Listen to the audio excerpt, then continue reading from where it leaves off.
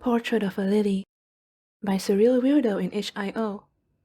Content warning: violence, gore, and heavy language. It's a little cold inside of the apartment.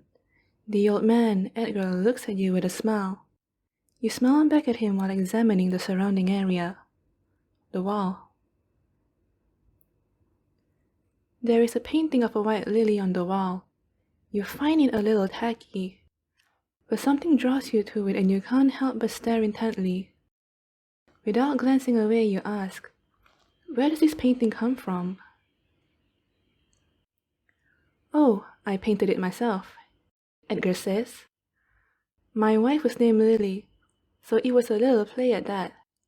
He smiles as if remembering it. "She liked it so much she put it on the wall right away. I still wanted to become a painter in those times. It's funny how life doesn't turn out the way you expect." You agree with a smile. The furniture. All of this is from back when my wife decorated the apartment. Feel free to do what you want. I don't expect to come back here, and it would probably do some good for the place. Where are you going? Hopefully, somewhere warm and calm where I can spend the rest of my life.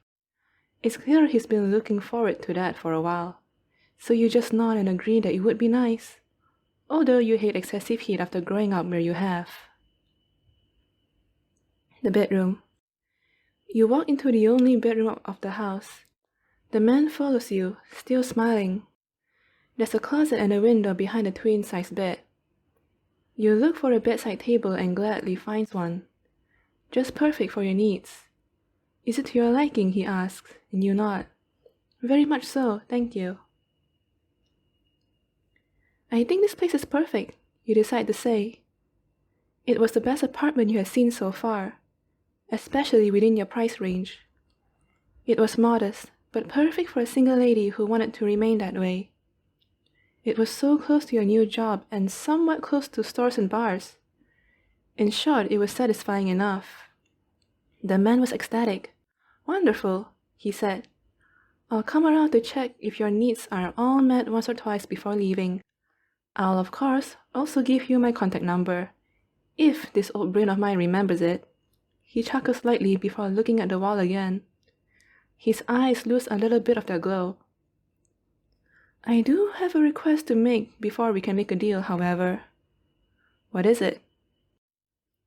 "You see, I would like you to promise me never to take that painting off the wall. It was important to my wife, and I like to keep it as tribute to her soul. It's a silly thing, I know, but holds a lot of meaning to me. No one was as beautiful as my Lily. Come to think of it, you remind me of her a teeny bit." You smile at a compliment, but are disappointed. The painting would be the first to go. "Why don't you take it with you?" He smiles kindly. "I like to keep it near where she is buried." You sympathize with his sentiment. "I promise." You and the man shake hands. In a few days, you're completely settled in. The era of the new place is different from the one you previously lived in. Outside, the weather is colder. The trees make noise, and their branches hit the windows slightly as you put your things inside of the new closet, and you, against all odds, like it. It's better than what you called home before. You finally put the last of your objects inside the closet. A box containing a gun, just in case. It's not a habit you're proud of, but you carry it out just like your parents have before you, and you pray that it is the only thing of theirs you carry. Check the gun. It's loaded. There are 6 bullets in. Go to bed. You close the closet door and turn around. Your night routine is a little tiresome but necessary. You go to the kitchen to grab a candle, a plate, and a glass dome. Taking those to the bedroom, you light the candle before tilting it to drop some wax on the plate to fix it in place. Once that's done, the dome goes over and secures it. It's been a habit of yours to do this for years now. Your fear of the dark leads you to have horrid nightmares, resulting in sleep paralysis. You stop trusting nightlights after your parents disregarded your fears and insist that you turn your lamp off every night to spare any further expenses they had with you. A candle burns till 6 o'clock. A candle is trustworthy. You sleep peacefully during the night. On the next day, you open your eyes slowly and dread having to get out of bed. Your job doesn't start until Monday, but you had already decided to visit the area and get acquainted with the place, maybe also with the neighbors. You get up from the bed and take your wax remains out of the trash can, out to the trash can in the kitchen before getting ready. Luckily, as you go out, a woman about your age is walking out of the door of her house. Talk to her. You turn to the woman and say good morning in the nicest tone you can muster. You are not a morning person. The girl, not noticing that, smiles back at you. You're the new neighbor, I assume. Edgar told me you would move soon. How are you doing so far? I've been warming up to the place nicely, thank you. Warming up. That's funny considering it's raining out here almost every day, she replied, well-humored. You chuckle. Yeah, it's true, you reply, smiling still, before looking at the doorknob absent-mindedly. For some reason, you can't shake the feeling you must ask the woman about the landlord. But you don't want to scare her with such a sudden question. There was nothing indicating she would know anything about him anyway.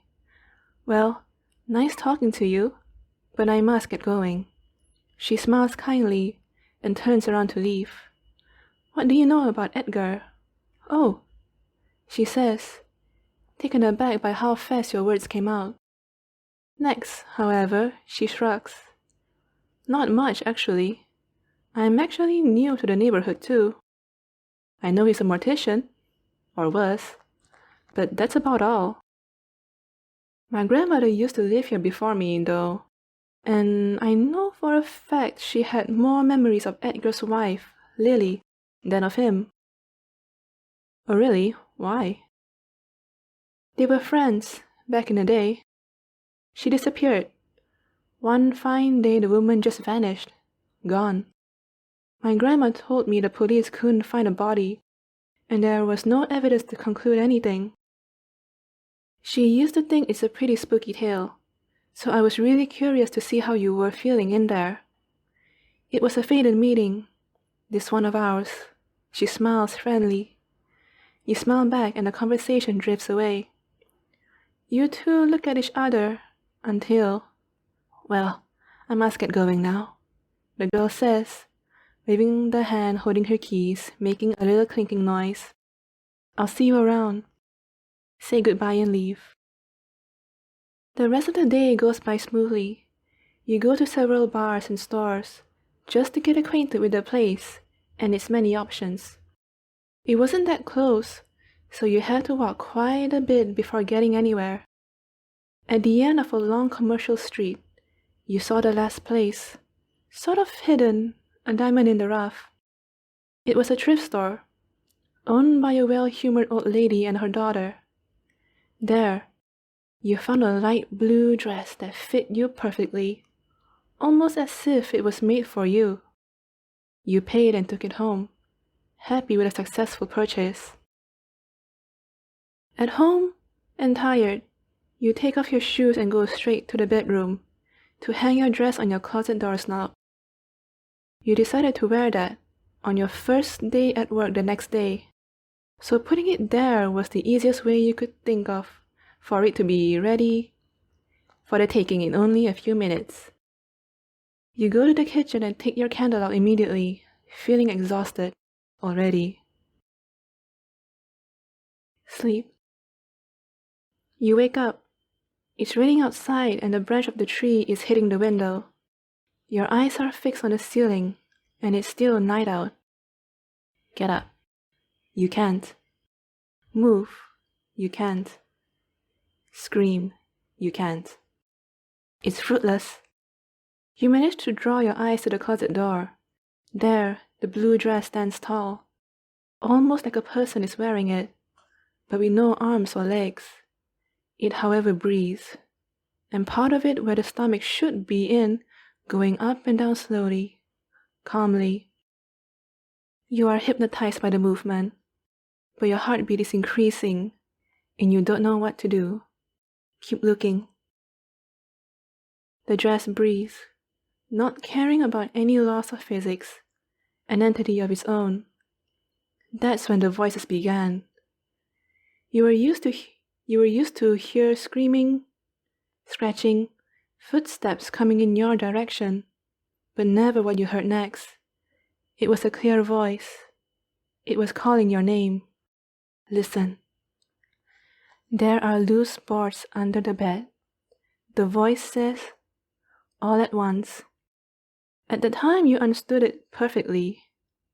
The dress floated, ethereally, and it was the last thing you saw before passing out. The next morning, you wake up, sweat dry on your forehead, your sheet horribly damp, and your surroundings incredibly cold.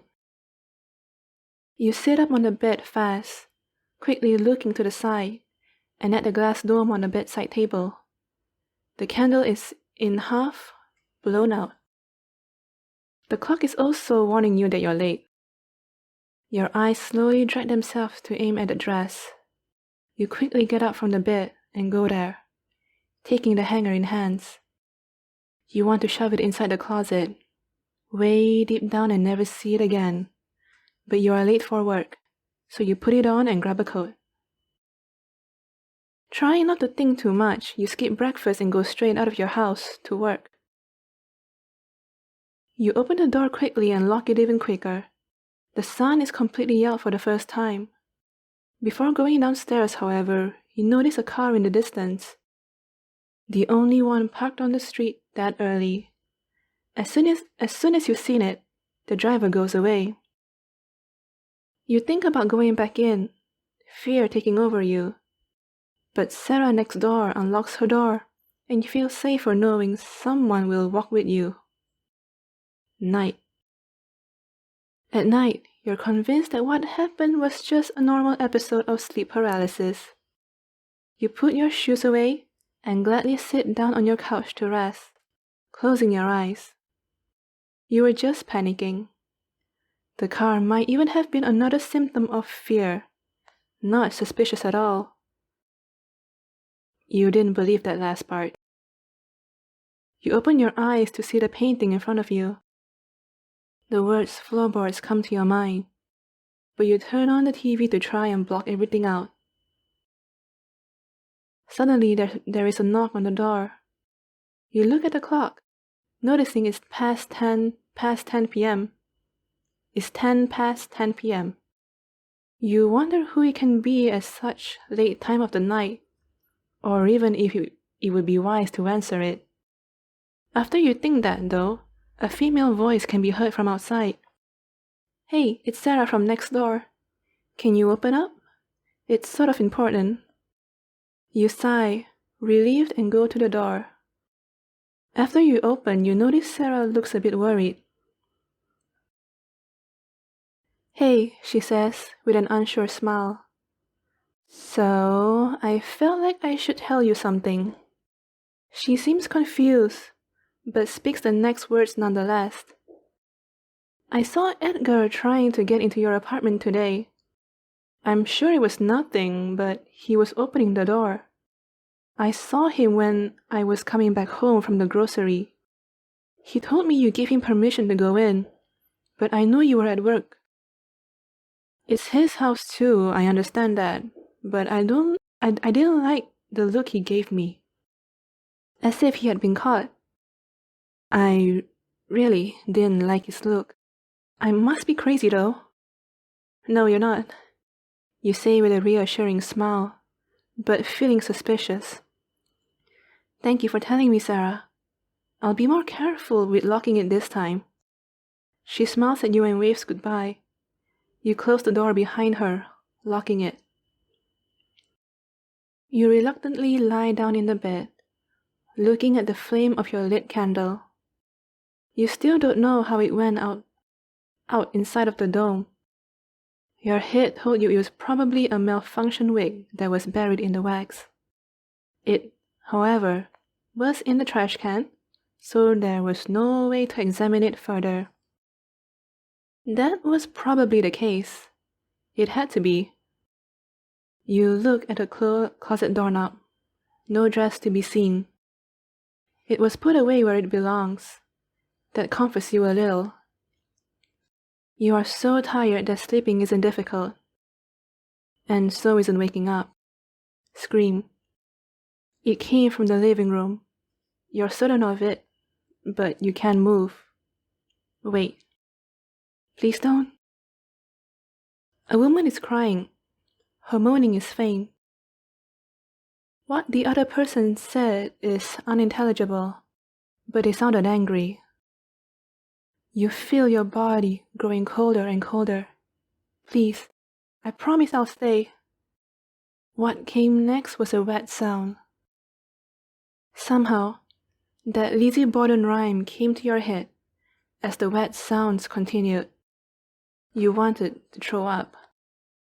Suddenly, something screams in your ear, and your head spins.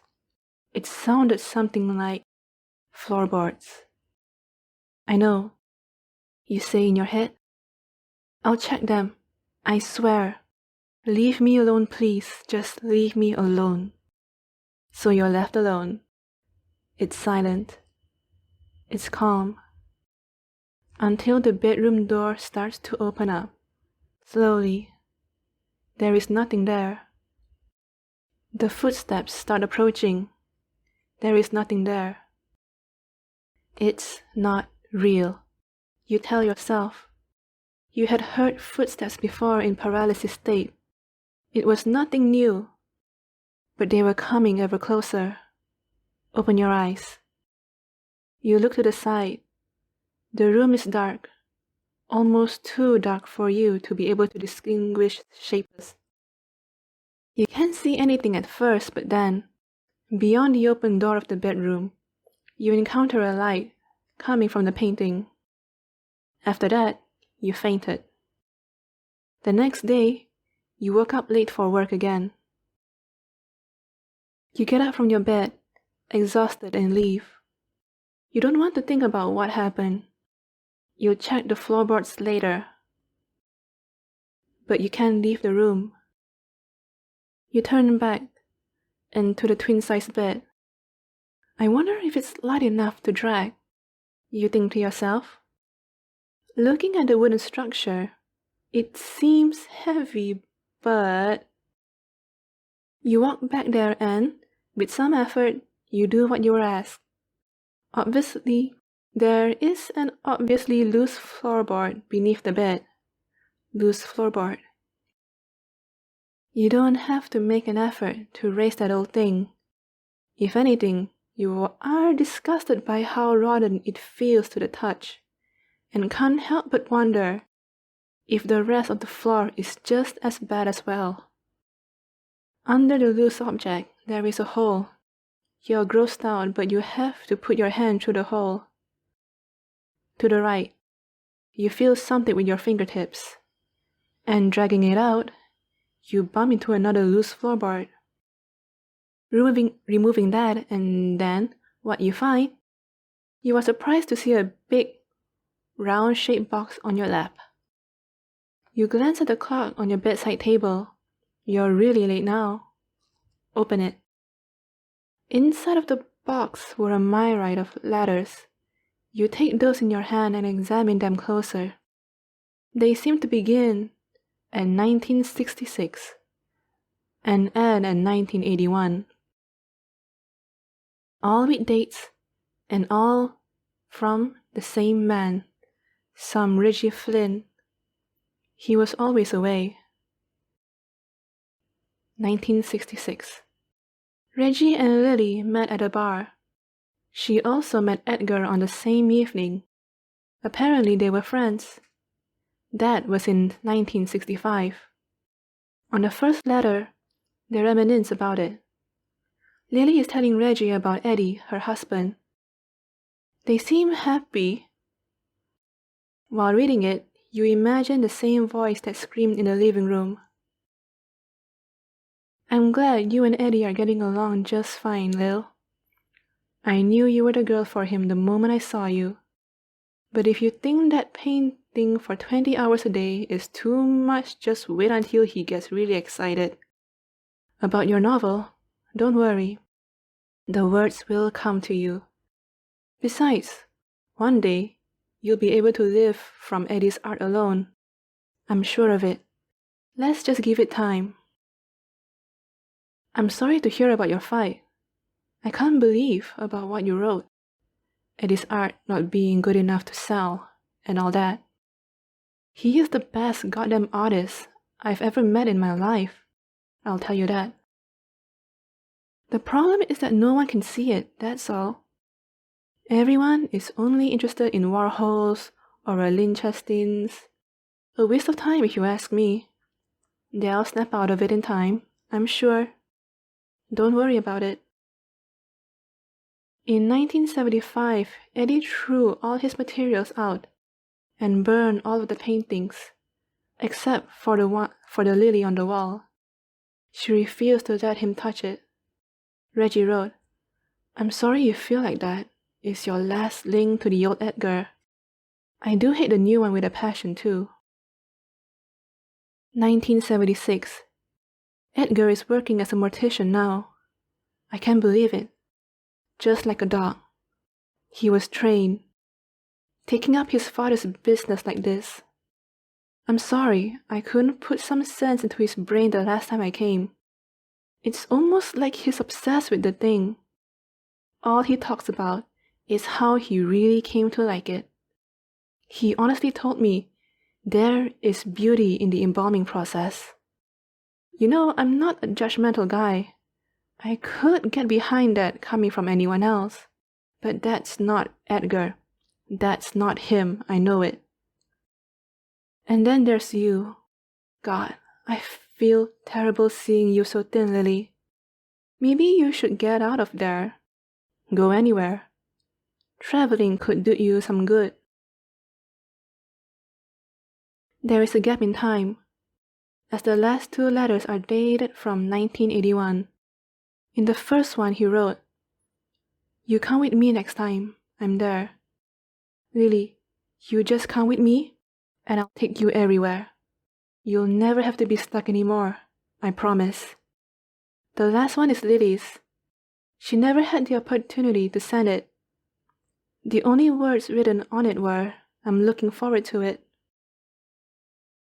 You closed the box and put it back where you found it. Lily disappeared in 1981 and never had the chance to be free. You remember the place you grew up, your parents, the pain of leaving, and finally making out, breathing fresh air. Your heart hurts to know that she never had that opportunity, and your brain is buzzing with the screams from last night. Somehow you have a good idea of what happened now. You can't prove it, but you can't shake it either. You put the boards back in place and, as you do it, there is a knock on the door and a male voice shouts your name. Coming, you yell back. But before you do anything, you go to your closet and change into the easiest thing you have at hand. The very dress that haunted your first night's dream. It fits like a glove and is on fast. You turn to leave, heart pounding on your chest, before stopping on your tracks and stagnating. Behind you, the gun is waiting inside the box. You slowly turn your head to look at it. In a second, you had picked it up and put it on the nightstand. You leave the bedroom door slightly open for easy access. At the front door, Oh, hello, miss. I hope I haven't woken you up, Edgar says with a smile. He is holding a wrapped-up gift in his hands. When you inquire, he answers, Oh, this? It's a doll, for my niece's little girl. It's her birthday today, so I figured Grand Uncle Eddie could bring her something along before leaving. I told you, I check on the house, though. He smiled and you smiled back. Can I come in? I'm in a hurry. Oh, I'll be brief, he says while passing you by without much else said. You're scared, but you close the door anyway. He looks around the house, inspecting his surroundings, much like you had, only a week and a half ago. Everything seems to be in order, miss. Of course, you say, trying to sound chipper. I've only lived here for 3 days. It'd be surprising if anything wasn't in order. You try to laugh dismissively, but it just sounds like an anxious noise. He pays no attention to that. Yes, of course, Edgar says, looking at the painting. You two are silent, and while you have time to think, you decided to be brave. Sarah told me you came here yesterday. Oh, did she? He asks, still looking at the lily on the wall. I see. Yes, I did come here yesterday, but you weren't in. So I left, naturally. She told me you tried to come in. Yes. He's still looking at the painting. Why? He finally looks at you, serious now. You feel his gaze penetrating your very soul, and shivers run through your body.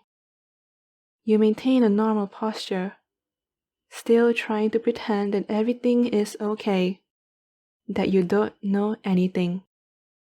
But you know everything. Edgar smiles at you. Well, because I had to check the painting, he said simply, as if it was obvious. At first, at least, that's what I wanted. I came really early the day before yesterday, around 9. You stepped out of the house, and I was about to get out of the car when you took off that coat of yours. You look just like my Lily in that dress. He approaches you, just like my beautiful Lily. You go with your instincts and run away from him, heart out of control, head buzzing. The man sprints towards you in a fury, grabbing your hair violently and pulling you closer. You know, he begins as you squirm and try to get away. I got rid of all that horse clothes. I dumped them in that thrift store after they didn't find her, and there you were, wearing the same dumb dress she wore. He laughs while you moan in pain. Of course they didn't find her. And Reggie was always away anyway. You had to do something, so you managed to hit his stomach with your elbow. It's enough for him to let you go. You little... He yells after you, but you're not listening anymore. You enter the bedroom and close the door. His axe comes down upon the wood. You don't care. You're in the closet, your fingers over the gun, already, and you hate yourself so much for this habit. But you needed it. God, you needed to keep the gun. He's yelling outside, all sorts of obscenities. He talks about the painting, the wall. Sarah must have heard him. It's impossible that she hadn't. I'll get you. It won't be long now until you're able to see him through the wood. Your hands are sweating, but you are decided, and once you see even a semblance of his body, you shoot, without even looking to see if you hit the target. A loud thump follows the gun noise. The bullet case is on the floor, and so is the axe. The old man is down, and you're crying, hysterically. You can't stop the tears. They were contained. They were controlled. But now, you tumble down to the floor and lay there for what it seems to be hours. When you look up, the clock tells you it was only 5 minutes. It's not over yet. You know it. You feel it. It's not over, not until you examine the painting. It's not over until you see exactly what he meant by wanting to keep it near to where he buried her. You take a deep breath and get up to walk. You open the door in front of you and see his body for the first time. He seems dead. You don't have time to check. You walk to the painting.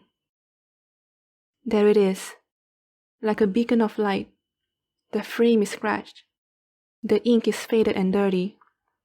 You figure it's about time it comes out of the wall. It's about time someone takes that piece of junk down and smashes it. So you do. You take it with your hands. You feel the coldness of the material, and you hear the way it breaks over your center table. The wood is so rotten it practically undid itself only with the slightest of touch. You look down, satisfied, and next to the side, looking for the axe. You walk over to it. You bend over the corpse of Edgar. You grab the axe. You come back and do what you have to do. The wall is soft under the sharpened blade, as you knew it would be. You hear police sirens in the distance. Sarah must have called them, of course. You break the wall, hitting 1, 2, 3, 4, and then finally 5 times, before the bodies of Reggie and Lily are revealed behind it. You look at them for a second, entranced. They look perfect. They look almost alive. A knock comes on the door. Are you there? It's Sarah's voice. She has been crying. Oh my God. Please answer, please. I'm here. You managed to say. But that's all you can do before throwing the axe on the floor and start crying again. Your heart hurt before, but you know you did your best. You freed her. And that's one of the endings for this Twine story.